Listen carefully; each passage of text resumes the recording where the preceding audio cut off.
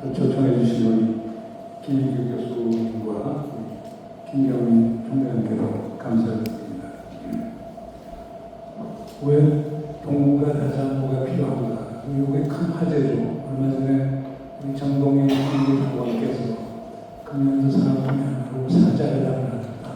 남북 이중 사자 다자 협의체 구성을 하겠다고 했더니만 조현 외교부 장관이 시기상조고 이상적이다. 이유는 간단한 거예요. 한미 간에도 충분한 공조가 되지 않았는데 어떻게 거기에 중국, 북한까지 이어서 사자 협의체 만들려고 현실적으로 어렵다. 제가 그래도 좀 화가 나고 그래서 조현 장관을 만나서 제가 물어봤어요. 무슨 의미를 갖고 있냐 했더니만 조현 장관 얘기 그렇습니다.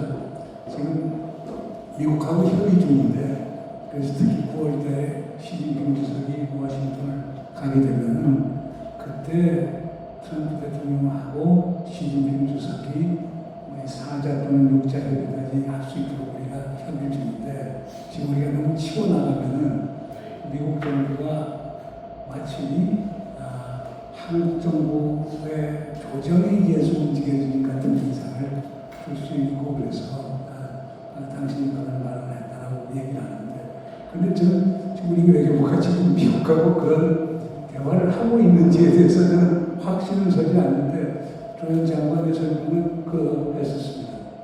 또 이런 식으로 우리 한국에서는 항상 논의가 되어왔고 우리는 한국에서는 한미동맹은 뭐 신주단지 같은 것이기 때문에 동맹, 양자동맹 그것이 모든 우리 안보 협의의 기본이어야 된다는 게 우리 인식이었거든요.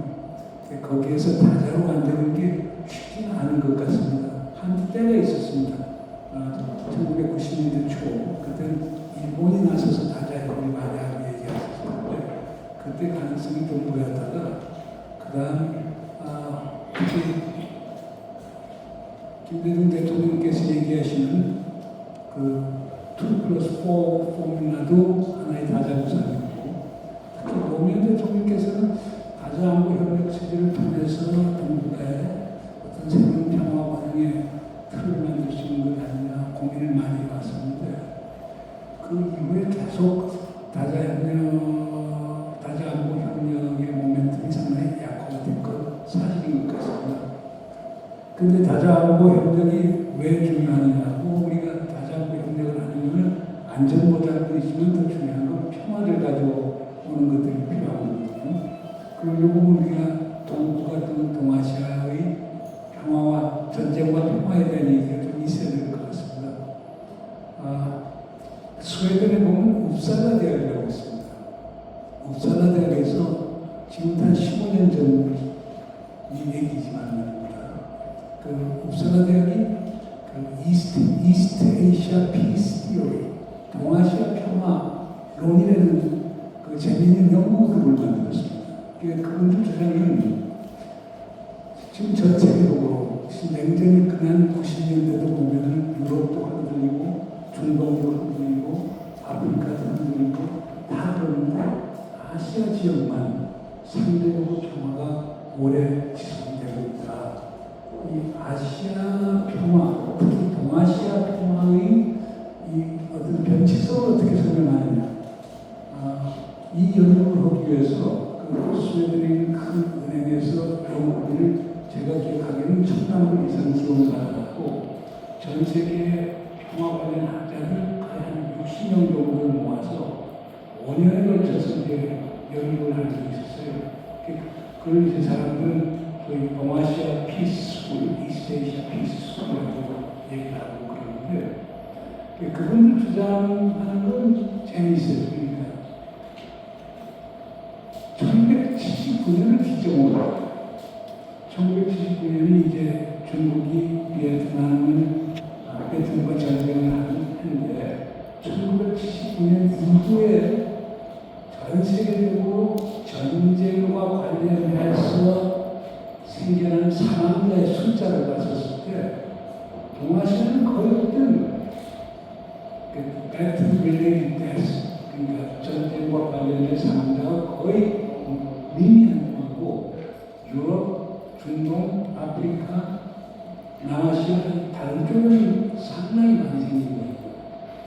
그 이유를 뭔가라고 딱 얘기할 때 1979년 이후부터 결국 이 동아시아에서는 상대적으로 relatively long East Asian, 상대적으로 긴 평화가 왔다라고 하는 이론을 이제 제기하게 됩니다. 그러면서 이제 1979년 이전이라고 하는 것은 시작하다 보면 일본의 식민지 팽창부터 1930년 만주사전, 그 다음에 중인전쟁, 그 다음에 태평양전쟁, 그것이 끝나고 난 다음에 또 한반도에서 우리 6.25 한국전쟁이 일어나고 전쟁이 끝나자마자 또 얼마 없어서 또 비에트남 전쟁이 일어나고 이런 과정을 쭉 보면은 그 1979년 이전에 동아시아 전쟁과 평화의 역사였는데 전 세계에서 가장 많은 사람들이 전쟁 때문에 죽은 지역이 동아시아인데 79년 이후부터는 이런 것들이 없었다. 이건 다른 지역에 대해서 하나의 비감이 되고 모범이 되는 것 아니냐. 이 연구를 했었어요. 그분들 연구에 따르면 되는 게 그때 그분들도 그렇고 대부분 다른 학자들 모습은 79년 이후에 우리 동아시아에 상대적으로 오랜 평화가 존재할 수 있었던 가장 큰 이유는 미국을 포함한 강대국 사이에 세력 균형이 작동을 하고 있었다. 그리고 미국과 관련 국가들의 디터런스, 억제가 작용하고 있었다. 그런데 그 억제가 작용하는 가운데서도 특히 주목할 것은 1972년 닉슨이 중국을 방문해서 소위 샹하이 커뮤니케를 채택하고 미중 관계가 대단히 풀어가기 시작하면서 결국 동아시아 평화의 문구가 틀리기 시작했다라고 하는 주장을 합니다. 그렇게 해서 이 90년 이후에도 미국과 중국이 안정적 관계를 유지하고 소련 그리고 나중에 러시아의 상대적인 위상이 약화가 되면서 동아시아의 상대적인 평화가 가능했다는 이 주장을 하나로 듭니다. 또 두 번째 드는 시각은 뭐냐면 이 자본주의 평화, 캐피탈리스트 피스라는 얘기를 합니다. 오늘 1970년대부터 시작하는 동아시아 국가들이 수출 주도 성장 전략을 채택하게 됩니다. 그러면서 그 경제적 상호전이 증가하다 보니까 경제적 상호전이 전쟁 가능성을 상당히 낮췄다라고 주장합니다. 이거에 대해서 논쟁은 많겠지만 어떻든 간에 70년대 후반 이후부터 그러면서 최근까지 상황을 보면은 경제적 상호전 확장이 국가 간의 협력을 도모했고 전쟁을 받으면서 낮추겠다는 것도 부인할 없는 사실인 것 같습니다. 세 번째 주장이 상당히 흥미있는 주장인데요. 그러니까 다른 국가들하고 다르게 이 동아시아 국가들, 일본부터 시작해서 결국 전후가 끝난 다음에 북북 강경을 얘기하지만 결국은 안보보다는 경제 우선인 그런 정책. 가령 일본 같은 데는 요시다 독트린을 채택을 해갖고 안보는 미국에 맡기고 일본은 경제만 진행하고 우리 박정희 대통령 같은 경우도 발전 국가론이라고 하는 디벨롭먼트 스테이트라고 하는 개념을 꺼내면서 뭐 싸우기도 하지만 제일 중요한 거는 그 경제 발전이나 거기에 있는 그 다음에 중국 같은 데도 보면 화평 발전이라고 하는 게 보면은 중국의 제일 중요한 것은 결국에 지속 가능한 발전, sustainable development인데 지속 가능한 발전을 하는 외부 환경이 평화적이어야 된다. 그래서 외부 환경을 평화적으로 관리하면서 내부적으로 경제를 지속 가능하게 발전시키고 뭐 빈부 격차를 줄이고 환경을 개선하고 이런 식으로 나가거든요. 이런 식으로 발전 전략 자체가 전쟁을 준비하는 것보다는 번영을 준비하는 게 강하고 그 번영의 준비가 결국 평화의 가능성을 높여줬다라고 하는 이런 이론도 있습니다. 그리고 네 번째로 또 나오는 이론 중에 하나는 그 우리가 잘 아는 민주주의 평화론, 데모크라틱 피스 티오리. 데모크라틱 피스 티오리는 건 간단한 겁니다. 그 임마누엘 칸트가 얘기하는 영구 평화론에서 얘기하는 거죠. 그분이 얘기하는 게 하나는 자본주의 평화론, 무역을 하는 국가들끼리는 싸우지 않는다. 두 번째로는 공화정을 가진, 리퍼블리칸 시스템을 가진 공화정을 가진 국가들끼리는 전쟁하지 않는다. 그리고 세 번째로는 이들 국가들이 평화 연맹을 구축했었을 때는 영구적인 평화가 가능하다는 주장을 임마누엘 칸트가 했었거든요. 그거에 천착을 해갖고 70년대 이후 특히 80년대 제3파 민주화 운동이 벌어지기 시작하면서 아시아, 동아시아 국가들에도 민주화의 바람이 많이 일어나기 시작했더라고요. 우리 1980년 한국에서 있었던 민주화 이행부터 시작해서 뭐 대만도 그렇고 뭐 일본은 어떻게 보면 성숙한 민주주의라고 얘기할 수 있고 또 중국도 개혁개방으로 가면서 우리가 생각하는 민주적 방향으로 많이 갔고 동남아 국가들에서 슬슬 민주화의 움직임이 많이 생기고 이런 것들이 전쟁의 가능성을 낮추고 평화의 가능성을 높였다고 이렇게 보는 것이고 그 다음 또 다른 하나는 아시안 국가를 중심으로인데 아시안의 가장 중요한 근본은 뭐냐면은 컨센서스거든요. 그러니까 어느 한 국가 다수결로 의해서 결정하거나 어느 한 국가 패권적 결정에 의해 하는 게 아니고 모든 국가가 합의를 통해서 컨센서스를 통해서 정책 결정을 하는 이런 아시아적 가치라고 하는 것이 동아시아에서 전쟁의 가능성을 낮추고 평화의 가능성을 높였다는 것을 합니다. 마지막으로 또 어떤 얘기를 하냐면 그 90년대 초반부터 이렇게 보시면 냉전 약화가 이렇게 되면서 그 다자 협력의 많이 생겨납니다. 뭐 대표적인 게 APE라는 것도 생겨나기 시작하고요.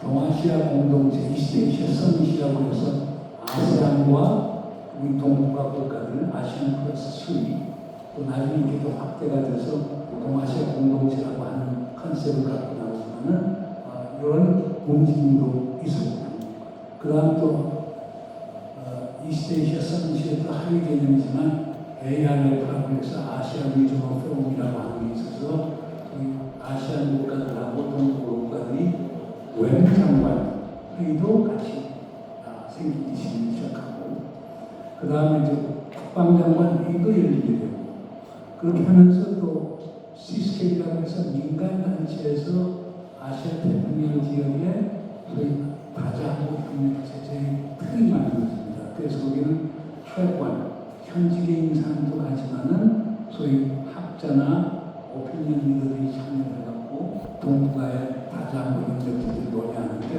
여기에는 사실상 당시 유럽에서 시작이 된 그 유럽 안보 협력기구 Organization for Security Cooperation in Europe OSCE 그게는 CSE라고 해서요 Conference on Security Cooperation in Europe이라고 해서 유럽에서 논의됐던 다자항공 협력 구상들이 우리 동아시아에도 많이 소비가 되고 이런 걸 통해서 소위 정부 간 또는 비정부 간 협력들이 많이 활성화가 됐습니다.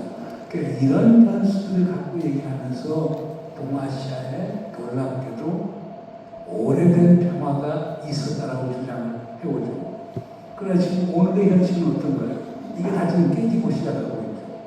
지금 그 닉슨이 중국 방문으로 인해서 만들어진 미국과 중국 간의 대탕트가 깨지기 시작하고 지금 미중 간의 새로운 냉전론인가 아니면 콜드 피스, 차가운 평화로 가는 건가 지금 이 논쟁이 한참 되고 있거든요.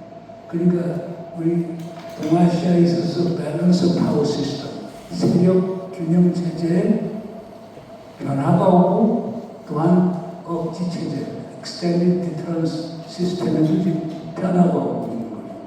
특히 보면은 우리 동아시아 같은 경우는 사실상 어떤 면은 억제도 그걸 finite deterrence라고 해서 제한된 억제를 얘기합니다.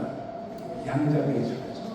가령 유럽 같은 데는 과거에 와르소 팩트, 와르샤바 조약하고 나토가 있어서 여러 국가들이 관련되는 건데 동아시아 같은 경우는 여러 국가가 관여되는 게 아니었거든요. 그런데 요즘 이제 미국이 중국을 견제하는 과정에서 보면은 여러 동맹과 파트너 국가를 엮어서 심지어 나토까지 엮어서 중국을 견제하려고 하는 움직임을 보이면서 이 동북아, 이 동아시아 지역에 있어서 그 안보 질서가 상당히 위태로워지고 있다. 그 다음 우리 지금 한반도 상황은 더 악화가 되고 그 대만 해역 위기만 해도 이게 2027년 위기가 온다고 했다가 요즘도 2030년으로 조금 뒤쳐졌더라고요. 또 조금 있으면 2035년 위기설이 나올 거예요. 왜냐하면 2035년 되면 중국이 소위 강분몽이라고 하는 중국이 강한 국가를 가는 꿈을 갖는 2035년으로 시진핑 주석이 가졌기 때문에 아마 2035년 위기설이 나올 거고 그게 잘 지나가면 또 2049년 위기설이 나올 거예요. 그러면 시진핑 주석이 2049년에는 중국몽, 중국의 꿈을 이루겠다라고 하는 이런 걸 내걸었기 때문에 이게 하여간 미국이 중국을 보는 거 보면 중국은 가만히 있는데 미국이 중국이라는 골포스트를 수시로 옮기는 것 같아요. 아무튼 간에 대만 위기는 그래서 27년 내년에는 건너갈 것 같고 그러니까 요즘 많이 나오는 건 미국이 하는 요즘 전쟁 시나리오, 와 게임을 보면 전부 다 2030년 시나리오로 나오는 거 보니까 이런 것도 상당히 위태로운 거고 그 다음에 남북의 문제도 있고 그다음 가장 중요한 문제는 미국과 중국을 중심으로 해서 한국, 북한, 또 조선, 일본도 다 관여하고 있지만 이 지역에 군비 경쟁이 너무 심화가 되고 있어요. 그런데 그 암스 레이스, 군비 경쟁을 관리할 수 있는 기제가 하나도 없는 거예요. 아마 그런 것들 때문에 우리가 다시 한번 보는 건데 이거 더 큰 걱정이고 특히 군비 경쟁 중에서 걱정이 되는 것은 뉴클리어 암수가 있어야 큰 문제죠. 그러니까 지금 중국은 최소한 핵탄두를 1000개까지 가져야 되겠다. 그럼 미국도 계속 그렇게 합니다. 그 다음 특히 미중 간에 중거리 탄두인데 스타트 트리티 같은 경우 그게 미국이 방북하게 되고 그러니까 지금 게다가 북한 핵무장에도 그러니까 한국에서 우리는 독자 핵무장 해야 된다는 사람들이 나오죠. 일본은 아직까지도 핵무장 반대론자들이 반대 의견이 많긴 하지만 한국이 만약 핵무장을 하게 되면 일본이 안 한다는 무장이 있고 그러면 동북아에 뉴클리어 도미노, 핵도미노 같은 생길 수도 있는 이런 상황을 보면 동북아에 상당히 어려움이 있다. 그러니까 1979년 이후에 계속되었던 소위 동아시아 평화론이라고 하는 게 지금 완전히 소위 무너지는 것 아니냐 하는 우려가 나오는 거죠. 그럼 왜 동아시아에 이렇게 위기론이 나오는 걸까? 제일 큰 거는 미중 대결일 거예요. 그러니까 그라함 해리슨 교수가 얘기하는 튜키디데스의 함정 얘기, 결국 중국의 부상이 미국의 fear, 공포를 가지고 있면서 결국 미중 간의 새로운 대결 구도가 시작되는데 미중이 흔들리기 시작하니까 모든 다른 관계들이 흔들리기 하고 있는 거예요. 그래서 두 개의 가장 큰 힘을 가진 국가들이 소위 대결 구도로 들어가면서 결국 우리의 안보 질서가 흔들리고 있다고 볼 수가 있고 두 번째는 경제적 상호우전이 소위 평화 번영을 가지고 상당히 기제로 과거에는 작용을 해왔는데 요즘 와서는 상호우전이 무기화가 되고 있는 거예요. Weaponization of economic interdependence. 그래서 과거는 supply chain이라고 하는 게 국제 자본주의 분업 질서의 가장 핵심적 개념입니다. 그런데 지금 서플라이 체인 자체가 가장 중요한 안보 담론이 되고 그것을 무기화시키는 게 일반적인 현상이 되는 거예요. 그러니까 지경학적, 지금 이코노믹 컴피티션도 너무 심화가 되고 그 자체가 국제 자본주의 분업 질서 자체를 깨는 그래서 루즈 윈윈이 아니고 서로 얻는 게 많은 게 아니고 서로 손해보는 그런 상황으로 가는 건 아니냐. 또 세 번째로 보면은 과거는 아까 얘기했으면은 경제적 번영의 역동을 두다 보니까 가격적 전쟁을 안 하려고 하는 경향이 많았는데 요즘 미국을 필두로 해서 결국 중요한 게 부국 강경론이 완전 되살아나는 거예요. 미국도 보면은 지금 트럼프가 하고 싶어하는 건 해밀턴이 주장하는 부국 강경론을 얘기해요. 요즘 우리 한국도 부국 강경론, 일본도 부국 강경론, 중국도 부국 강경론. 그러니까 rich nation, strong army 이게 전부 다 꼴이 되는 거예요.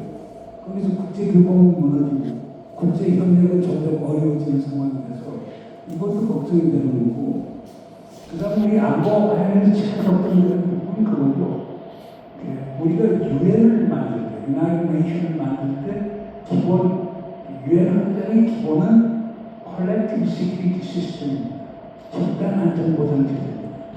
집단 안전보장 체제는 무엇을 마련하느냐? 유엔을 참여하는 모든 국가는 하나의 안보 공동체, 시큐리티 커뮤니티를 구성하게 되는 거예요. 그래서 이들 간의 협력은 어떻게 되는 것이냐? 이 안보 공동체에 참여하는 국가들은 그들 공동체 성원이 적이나 위협이 될 거라고 가려하지 않아요. 다 협력을 하는데 그 중에 나쁜 국가 하나가 있어서 다른 국가를 침략하게 되면 모든 다른 국가가 힘을 합쳐서 그 침략국에 대해서 응징을 하는 거거든요. 어떻게 보면 1950년 북에서 남침이 왔을 때 유엔이 결정을 내린 건 바로 이 집단 안전 보장 체제, 컬렉티브 시큐리티 시스템에 의해서 이루어질 거예요. 그런데 요즘은 집단 안전 보장 체제의 개념은 사라지고 집단 방위 체제, 컬렉티브 디펜스 시스템이 고착화되고 있습니다. 그럼 집단 방위 체제, 컬렉티브 디펜스 시스템은 뭘 의미하느냐? 공동의 적과 공동의 위협, common enemies and common threat이 존재하는 것을 전제로 해서 그 위협을 받는 국가들끼리 배타적으로 협력하는 것이 집단 방위 체제예요. 지금 미국이 지금 주창하고 나서는 건 전부 다 집단 방위 체제. 여러분들 분명히 아셔야 돼요. 1954년 한미 상호 방위 조약이라고 하는 것을 읽어보시면요. 처음 시작할 때는 집단 안전 보장 체제로 시작했어요. 지금도 그 문구가 그냥 있어요. 태평양 지역의 집단 안전 보장 체제를 위해서 한미 상호 방위 조약을 체결하는 게 있습니다. 그러나 실제 운영은 집단 방위 체제, Collective Defense System이 되는 거예요. 그러니까 지금 미국이 우리에게 원하는 건 그 어떻게 크랭크라고 해서 China, Russia, 이란, 노스 코리아 이런 국가들은 아직도 악의 축이고 서로 타도의 대상이라고 이렇게 보는 거거든요. 그러면 그들 국가를 저항하기 위해서 미국과 뜻이 맞는 다른 국가들이 협력한다. 그게 컬렉티브 디펜스 시스템인데 이 컬렉티브 디펜스 시스템이 많다 보니까 또 강하다 보니까 우리 안보 공동체 개념도 없어져 버리는 거예요. 이게 현상이고 또 마지막으로 이제 걱정이 되는 것은 이게 그 사뮤엘 헌팅턴이 얘기했던 문명 충돌론이라고 하는 게 다 지나간 과거의 단문으로 생각하는데 요즘 그게 다시 나오는 거예요. 미국에서 마가가 얘기하는 거예요. 그렇잖아요? 제이 댄스 미국 부통령이 지난 1월에 미얀마 남북에 가서 유럽을 비판하는 거예요. 심지어 미국 같은 나라가 유럽의 문명 자체도 배타적이고 이질적인 그리고 적대적인 능력으로 파악하는 이런 현상이 하물며 뭐 중국, 인도를 포함한 아시아 문명에 대해서 어떻게 생각하겠어요? 그러니까 문명 충돌, 크래시 시뮬레이션이라고 하는 게 현실로 나아오는 것 아닙니다. 이런 것들을 전반적으로 봤었을 때 이게 그 스웨덴의 우살라 대학에서 얘기했던 동아시아 평화론이라는 게 이제는 더 이상 존속 가능한 것 아니지 않을까. It can be falsified. 그러니까 그 우살라 대학의 이스트에이시아 피스 티오리라고 하는 게 위증화될 수 있는 것 아니냐 하는 생각을 하게 됩니다. 제가 볼 때 그 동아시아 단합보가 필요한 이유는 바로 그런 맥락에서 나오는 것 같아요. 그러니까 지금 어떻게 하면은 지금 양자주의 또는 소다자주의, 미니아트럴리즘으로 단편화되고 그 분산화되는 이런 안보 협력 체제를 어떻게 하면은 그 다자안보 협력 체제를 통해서 평화 공동 번영이 가능하도록 하게 하느냐 이게 큰 과제가 된다고 봅니다. 그래서 제가 볼 때는 그 배타적인 집단 방위 개념을 가급적 배제하고 다자안보 협력 논의를 강화시켜야 되는데요. 특히 지금 우리 동북아에서 제일 걱정이 되는 건 그것 아닙니까? 아까 우리 이혜정 의원께서도 말씀하셨습니다만은 그 에릭 콜비 미 국방차관이 또 필리핀 마닐라에서 한 발언을 보면 그게 명시적으로 나오는 거거든요. 그러니까 중국은 넘버원 애니 제2차 주민국이고 그리고 제1도로서 퍼스트 아일랜드 체인은 우리가 꼭 지켜야 될 것이고 그걸 하기 위해서는 미국, 일본, 한국, 필리핀, 호주 이들 국가의 협력이 필수적이고 그게 아시안 참여도 필수적이라고 얘기하는 거거든요.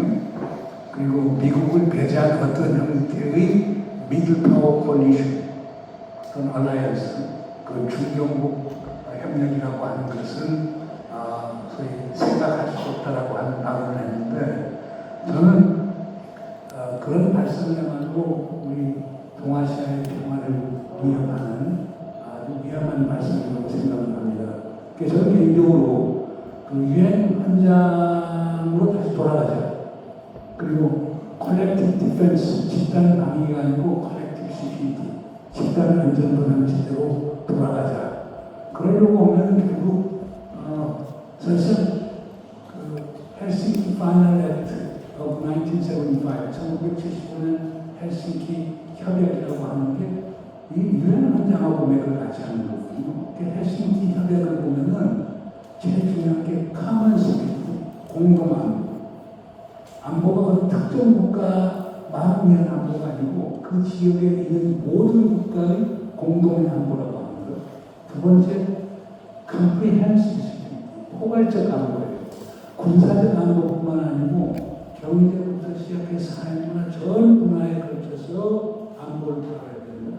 세 번째는 cooperative security, 협력 안보예요.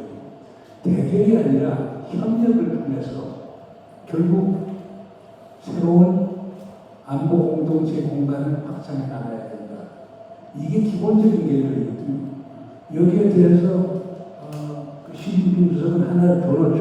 그러니까 common, comprehensive, cooperative에다가 sustainable security, 지속 가능한 안보.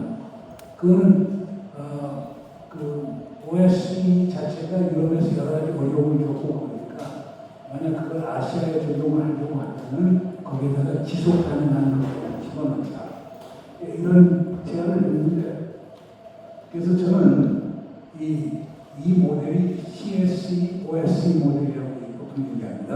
유럽 안보 협력 모델이라고 하는데, 한국을 포함한 동아시아에서는 이것이 공식적으로 적용된 적은 없지만, 아세안 국가들은 바로 이 모델에 의해서 아시안 국가들 사이에 다자안보 협력 체제, 특히 신뢰 구축을 만드는데 상당히 중요한 역할을 했습니다. 아시안 국가들이 소위 강조하는 예방 외교, 그 다음에 Conference Building Matters, 신뢰 건축 조직, 그리고 Conflict Resolution, 분쟁 해소. 이 포뮬라들이 사실상 이 유럽 사회에서 큰 영향을 받은 거고, 우리 남북 기본 합의서, 1992년에 채택된 남북 기본 합의서도 자세히 보면요, 상당 부분 이 헬싱키 파이널 액트에서 학습한 게 맞습니다. 그럼 임동원 원장께서 그 피스미카라는 책에서도 당신께서 대북 협상을 할 때 유럽 모델을 많이 참조한다고 하는데, 저는 이런 것을 우리가 지금 동아시아 동북아 평화 체제를 위해서 필요한 것 아니냐. 그렇다고 보면은 지금 우리가 알 수 있는 건 제가 볼 때 그렇습니다. 저는 정동영 장관께서 제안한 사자회담은 상당히 의미가 있다고 봅니다. 왜냐하면 우리 휴전협정 체제가 사자 체제거든요.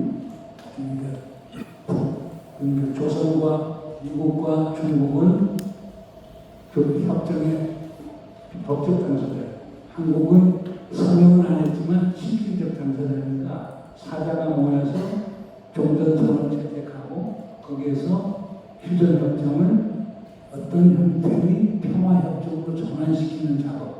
이거는 문재인 정부 때부터 그렇게 하려고 노력했던 건데, 그건 당연히 해야 된다고 봅니다. 그런 점에서 사자가 필요합니다.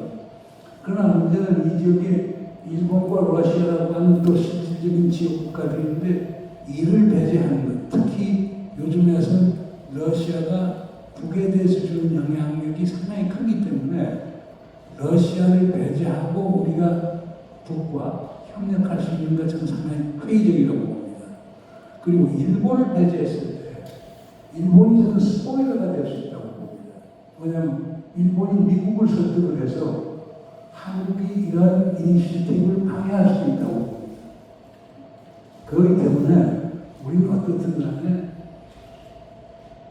미국, 중국, 남북 사자와 그리고 일본, 러시아 육자를 끼는 다자항 협력 체제를 구축해야 되는데, 제 개인적인 생각으로는요, 이게 과거 육자 회담식으로 차관보급으로 운영되는 다자항 협력 체제는 저는 탄력성이 없다고 봅니다. 저는 오래 못 간다고. 그래서 이건 우리 이재명 대통령께서 저는 꼭 얘기를 좀 하셨으면 좋겠는데, 그 동북아 육자 안보 정상 회의라고 하는 것을 좀 제도화시켰으면 좋을 것 같습니다. 그래서 단순히 사자도 좋지만 사자 넘어서 육자 안보 정상 회담, North East Asian Security Summit. 우리가 나토 서밋도 있고 G7 서밋도 있고 G20 서밋도 있고 많지 않습니까? 그런데 동북아에는 그런 게 하나도 없어요. 심지어 한중일 삼국 3자 서밋 자체도 요즘 같은 제도 작동을 안 하고 있는데, 내가 볼 때는 이 육자 정상들이 만남을 정기적으로 만드는, 이걸 제도화시켜서 여기에서 헬싱키 파이널 액트와 같은 그런 문건을 만들어서 다자항 협력 체제를 만든다라고 하면 상당히 의미 있는 발전이 될 것이 아닙니다. 왜냐하면 특히 의미 있는 것은 북의 김정은 위원장이 거기에 참여를 하게 되면 북이 정상국가가 되는 초석이 될 수 있는 거거든요. 그 안에서 북미 간의 정상화도 얘기할 수 있는 거고, 북일 정상화도 얘기할 수 있는 게 아닌가 생각이 돼서, 특히 북의 정책 결정 구도로 봐서 지도자가 직접, 영국자가 직접 관여를 해야 되기 때문에 육자 정상회담을 하는 게 바람직한 건 아닌가 생각합니다. 이제 결론을 말씀드리면 제 자신 볼 때 저는 그렇게 생각합니다. 아까 우리 이은정 원장님께서 그 말씀하셨지만은 전쟁은 숙명이 아니라고 봅니다. 인간을 중심에 놓으면 평화의 길이 보인다고 생각합니다. 저는 그래서 그라함 해리슨 교수의 책 Destined War라고 하는 그 운명 지어진 전쟁이라고 하는 말에 동의하지 않습니다. 저는 휴먼 윌, 인간의 의지를 믿기 때문에 인간을 중심에 놓으면 평화의 길을 보인다라고 하는 걸 강조하고 싶고요. 두 번째 저는 이번 회의를 빌어서 강조하고 싶은 게 평화를 원하면 전쟁을 준비하라고 하는 폴리비우스의 말, 베게티우스의 말, 폴리비우스 베게티우스의 말이 많이 회자가 되지 않습니까? 그걸 사실 카우비치 같은 사람이 이제 완전히 보편화시켰는데 저는 평화를 원하면 전쟁을 준비하는 게 아니고 평화를 준비해야 된다고 봅니다. 왜냐하면 전쟁을 준비하면요 안보 딜레마의 악순환이 생겨날 수밖에 없거든요. 신뢰가 건축될 수가 없다고 봅니다. 그러니까 평화를 원하면 평화를 준비하라고 강조하고 싶고요. 세 번째로는 강대국 결정론이 허구에서 벗어나야 평화가 온다라고 하는 겁니다. 그러니까 여기는 그건 중정국이든 약소국이든 확실한 자율성을 갖고 의지를 갖고 나갔을 때 평화를 만들 수 있고 그 평화는 우리의 평화지 미국의 평화, 중국의 평화가 아니지 않습니까? 그렇기 때문에 저는 강대국 결정론 구조주의 현실주의자들, 스트럭처럴리스트 주장에 저는 동의하지 않고요. 우리가 노력하고 우리가 비슷한 처지에 있는 국가들끼리 노력하면 상황을 반전시킬 수 있다고 봅니다. 그리고 저는 역지사지가 평화의 기본이라고 봅니다. 상대방을 타성에 젖은 악마화의 시각에서 보지 말고 변화하는 모습을 있는 그대로 보는 전향적인 자세가 필요하다고 했습니다. 그러니까 이거는 전략적 공감, strategic empathy의 문제라고 봅니다. 공감이 없으면요 평화의 가능성은 없습니다. 저는 가자 사태 안 풀릴 거라고 봅니다. 웨스트뱅크 문제 안 풀릴 거라고 봅니다. 나타냐후 같은 사람 공감대가 좀 없다고 봅니다. 공감이 없으면요 상대방의 입장을 상대방의 입장에서 이해하지 않으면 공존, 대화와 공존의 가능성이 없기 때문에 이건 우리가 북에도 중국에도 러시아에도 해당이 된다고 저는 봅니다. 그리고 실사구시의 자세가 평화를 가져온다고 봅니다. 동북아 평화를 위해서는 현실적, 실용적 접근이 필요하고 실사구시를 영어로 번역하면 seeking truth from fact. 그러니까 실사구시 그거보다는 그걸 영어로 번역하면 fact, 사실에서 진실을 찾자라고 하는 얘기인데 우리는 항상 허브에서, 픽션에서 진실을 찾으려고 가치에서 진실을 찾으려고 우리의 선견에서 진실을 찾으려고 하는데 그것을 벗어나는 평화에 가까워질 건 아닌가 생각됩니다. 그리고 저는 이마누엘 칸트도 얘기했지만 무역하는 국가들은 결국 싸울 가능성이 적다고 봅니다. 그러니까 경제가 곧 평화라고 생각이 됩니다. 요거는 케인즈의 참 재미있는 의식 중에 하나는 평화의 경제적 규격, Economic Consequences of Peace라고 해서 케인즈가 베르사유 2차 대전 끝나서 베르사유에 있을 때 종전이 확산을 할 때 그걸 영국 대표가 이론을 참석했다가 당시 이제 포항칼에 프랑스 대통령이 반대를 해갖고 결국 화가 나서 쓴 책인데 왜냐하면 당시 프랑스를 포함한 선정국들이 패전국 독일에 대해서 너무 과도한 경제적 배상금을 요구하고 독일 경제를 파괴하려고 하는데 이러다가 독일 경제만 망하는 게 아니고 유럽 경제가 망하고 그것이 전쟁을 가져온다는 그 예측을 하거든요. 근데 케인즈 예측이 맞았거든요. 주변 국가 못 살게 보면은요,